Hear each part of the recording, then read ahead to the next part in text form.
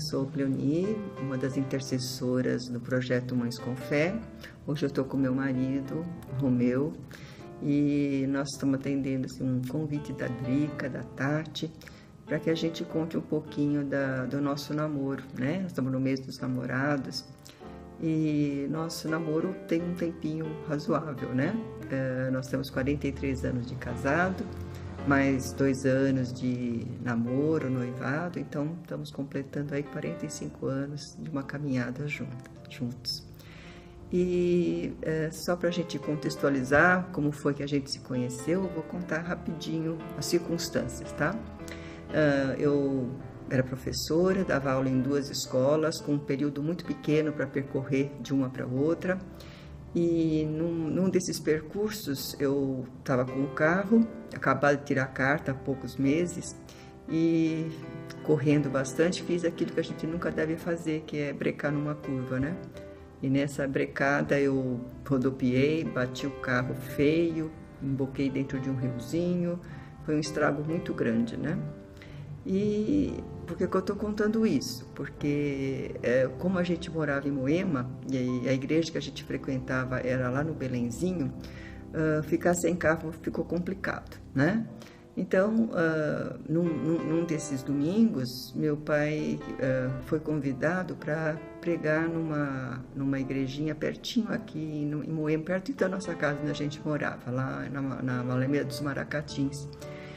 E chegamos lá, a igreja tinha passado por uma mudança de liderança e estava enfrentando uma série de dificuldades, de elementos para desenvolver o trabalho, né? E um dos problemas é que não havia quem tocasse o órgão para acompanhar os cânticos, né?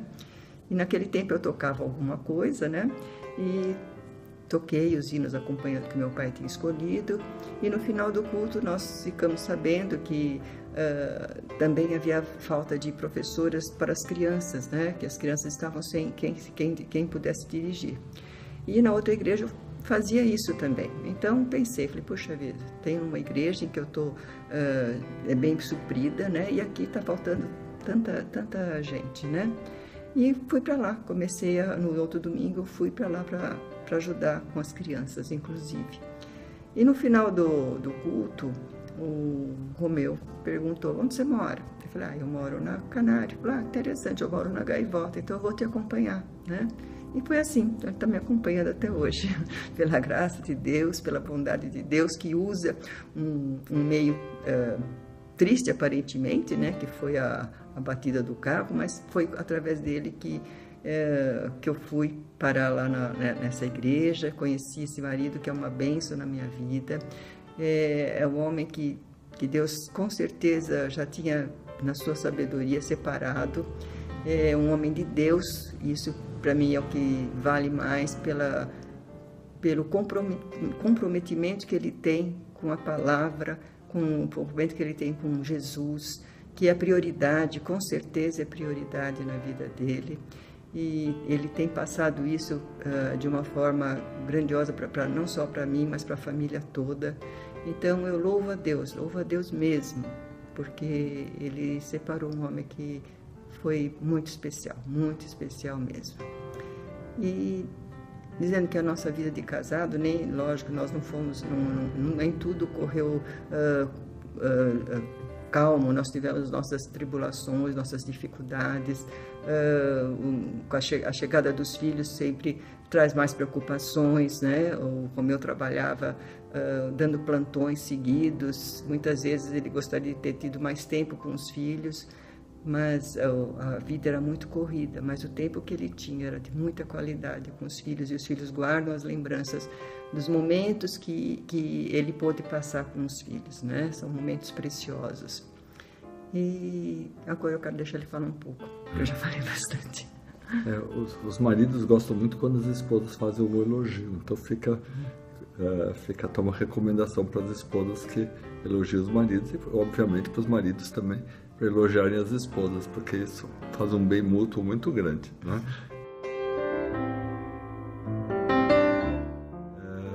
O Senhor nos deu 3 filhos muito preciosos, e a gente não teve muito tempo quando eles eram pequenos, agora a gente está podendo até tenha um pouco de tempo a mais com os netos, tentando, não é compensar, porque isso não se compensa, mas de certa forma a gente está, os netos trazem algo novo para a gente observa aquilo e vê como se fosse ama eles como se fossem os filhos, né? E então a gente vê que cada etapa da vida nós somos agraciados com alguma coisa, né? Naquele tempo foram os filhos, agora são os netos. Dos filhos nós tivemos a Cássia, que hoje nos dá as netas, a Lara e a Thaís, meninas muito preciosas, com muitas virtudes, que nos alegram muito o coração, carinhosas. E o Tiago e com a Aline, que nos deram o Mateus e o Pedrinho como netos, também muito preciosos, muito, cada um com uma característica, um jeitinho muito, que nos encantam muito, eles nos encantam muito.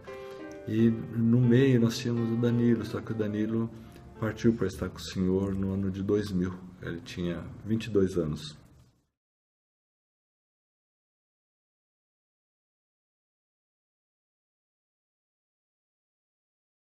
O Danilo, ele estava concluindo o curso de biologia e ele foi fazer um trabalho sobre as plantas que os índios lá do interior da Bahia usavam para fazer seus remédios caseiros. Na verdade, ele teve esse contato com os remédios, com esses índios, num trabalho missionário que ele vinha desenvolvendo já acho que uns 2 ou 3 anos, que ele ia para lá nas férias. É interessante que muitos jovens nas férias procuram ir para a praia, passear e viajar, e ele, ultimamente, ele ia para lá.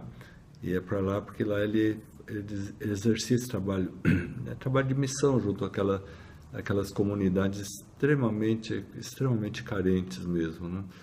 Ele até conta uma vez que ele teve sede e um menino trouxe água para ele num copo. O copo tinha água, mas a água era verde, era uma água suja.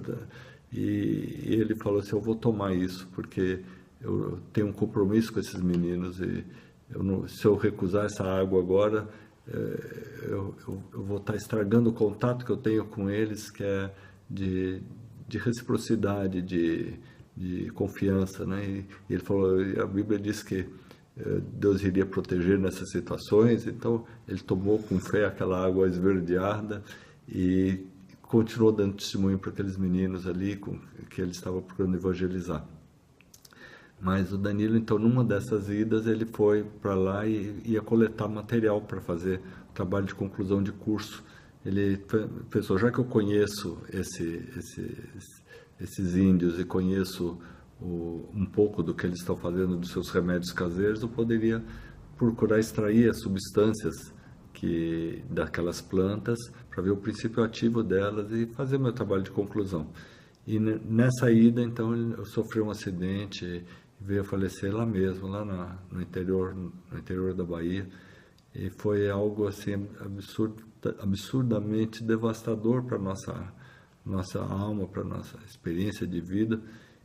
E nós confessamos que só sobrevivemos porque realmente o Senhor nos assistiu de uma forma sobrenatural e continua assistindo, porque a perda de um filho é algo insuperável, não há como, né? Se não fosse a presença do Senhor, né? Se algum dia tiver oportunidade, a gente até comenta um pouco mais alguma experiência disso, mas a gente pode garantir que foi algo sobrenatural que falou ao nosso coração, porque nessa hora, simples palavras, eu sinto muito, ou meus pêsames, realmente não são absolutamente suficientes. Verdade, e a gente sabe que Deus entra com uma provisão maravilhosa, e principalmente através dessa união no casamento, né? Porque nós sentimos quanto um foi suporte para o outro, né? Eu louvo a Deus pelo cuidado que Ele teve comigo, como Ele, indo trabalhar, se preocupava comigo, cuidava de mim de longe ou de perto. Então, essa união, onde muitos casamentos acabam por causa às vezes de uma tragédia, nós podemos dizer que o nosso casamento se solidificou.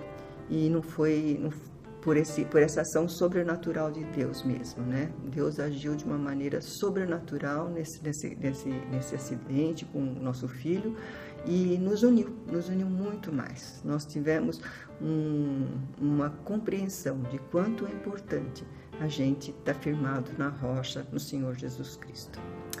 Então, gente, eu vou dizer que nós estamos muito alegria de estar compartilhando com vocês nessa nossa união, de como Deus é presente, que nós nem tudo na vida são flores, mas elas se tornam um jardim lindo com flores com espinhos ou com flores de rosas, mas ela é um jardim que Deus cuida, né?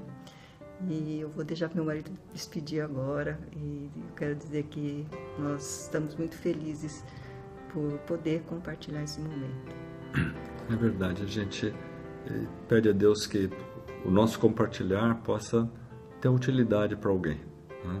Porque a vida da igreja, a vida no reino de Deus depende muito do compartilhar, né? A gente vê que a igreja cresce pelo compartilhar, as pessoas apresentam Jesus através daquilo que Ele faz na vida delas, né? E nós podemos dizer que o Senhor Jesus fez coisas maravilhosas na nossa vida, e nós sabemos que tribulações existem, não somos pegos de surpresa, porque a própria palavra diz que nós teríamos tribulações, mas o importante é sentir mais ou menos como diz o Salmo 23, que a presença do pastor ao lado, né? A sensação do cajado do pastor ao lado, a convicção de que o Senhor está presente, é que nos sustenta nesses momentos em que o vale está escuro, né? A gente gostaria que ninguém precisasse passar por situações assim, mas sabendo que elas fazem parte da vida. É aflitivo imaginar alguém que passe por isso sem ter esse consolo que nós tivemos. É praticamente impossível sobreviver diante disso. Então, nós diríamos aqui numa recomendação, né? Nós estamos no nosso namoro de 45 anos, que uma das recomendações seria esse: firmem-se com o Senhor, realmente busquem a presença do Senhor. O Senhor tem compromisso com a gente, Ele foi até a cruz, né? No capítulo 13 de João diz que Ele fala assim: tendo-os amado, amou-os até o fim. Quer dizer, a gente vê na Bíblia toda o compromisso de Deus com as nossas vidas, né? E seria fácil para Jesus desistir, porque realmente, pelo que ele estava vendo ali, a humanidade não merecia que ele morresse por aquelas pessoas que ele sabia que iriam rejeitá-lo em seguida, né, que iriam agir daquela forma que agiram. Mas ele, tendo-os amado, amou-os até o fim. Isso fala muito também para nós no casamento, né? Uma das coisas que complica muito a vida da nossa sociedade hoje é a falta de compromisso no trabalho, e na política, em tantas áreas, e na vida de casal, né? Então seria também uma recomendação nossa, assim: busquem fortalecer o compromisso que o marido tem com a esposa tem com o marido. É algo extremamente sagrado, não é algo que é dito apenas na hora da cerimônia religiosa, mas é algo que é feito diante de Deus. E se nós tivermos o nosso papel de seguir esse compromisso, tendo como modelo o próprio Senhor Jesus, que amou a igreja e deu sua vida por ela, como o apóstolo Paulo nos fala na carta aos Efésios, é um modelo para o casamento. Então, que nós possamos nos amar e ter esse compromisso uns com os outros, e tendo certeza que, apesar disso, apesar de termos boa vontade, nós cometeremos erros. Mas uma das coisas que eu gostaria também de frisar aqui, que assim como a comunhão nossa com Deus depende da confissão, né? O apóstolo João fala: filhinhos, essas coisas vos escrevi para que não pequeis. Se todavia alguém pecar, temos advogado junto ao Pai, Jesus Cristo justo. E Ele é a propiciação pelos nossos pecados. E Ele diz assim: o que a gente faz numa hora dessa? Ele fala assim: Se nós confessarmos os nossos pecados, Ele é fiel e justo para nos perdoar os nossos pecados e nos purificar de toda a injustiça. Se isso vale para o nosso relacionamento com Deus, é algo que vale também para o nosso relacionamento mútuo. Quando